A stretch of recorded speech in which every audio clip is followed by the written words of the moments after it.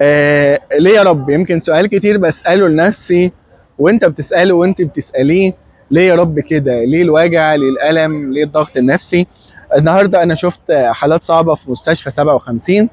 قد ايه الناس بتكون موجوعة ومتألمة نفسيا قبل ما تكون متألمة جسديا، فلقيت ناس كتير بتعاني من تجربتها. اشمعنى انا عايز اقول لك اشمعنى انت. تعالوا اقولها لك من اكتر من ناحية. من ناحية روحية، ان الالم والتجربه هي عمق الحياه مع ربنا. يعني بتولد النعمه يعني من رحم الالم والمعاناه الصعبه جدا. فكل ما انت بتقترب من التجربه كل ما انت بتقترب من ربنا.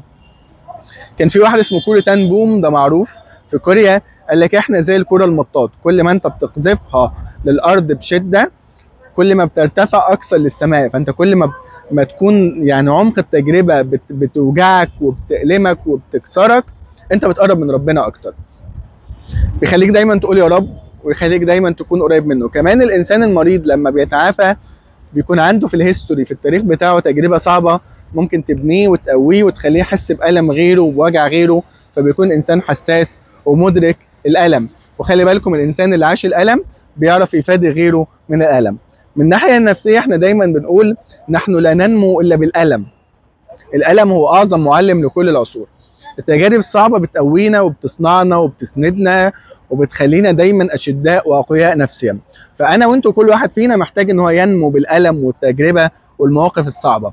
فالمواقف الصعبه دي بتبنيني وبتبنيني نفسيا وبتبنيني معنويا، فبتخليني قادر ان انا اخوض التجربه. اعلى مرحله بنوصل لها انا او انتوا اي حد فينا ان انا اشكر في الالم. هل بقدر اقول دايما ان أنا شكرا ليك يا رب؟ شكرا ليك على الحاجات اللي بعتها عني قبل الحاجات اللي اديتهاني. شكرا على الحاجات، على الالم اللي قربني منك اكتر من الفرحه اللي بعدتني عنك. شكرا يا رب عشان انت دايما بتهتم بيا وبتهتم بحياتي وبتهتم ازاي ان انا اكون قريب منك. فعشان كده التجربه والالم احنا ممكن نشكر ربنا عليهم. وخلي بالكم، اوعى تظنوا ان انتوا ربنا مش بيشوف الالم. بالعكس، ربنا يدرك الألم ويدرك كل ما نعانيه. فخلي بالك انت في الألم قريب من ربنا وربنا قريب منك.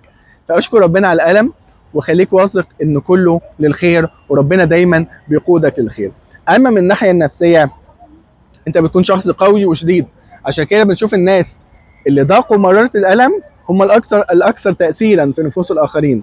فكل ما انت بتتوجع كل ما انت بتجنب غيرك الوجع. الأم اللي تعرضت لمعاناة في حياتها وقسوة في حياتها تقول لك اللي اتعمل فيا مش هعمله في أولادي، فبتخليهم دايما يكونوا حنينين على بعض.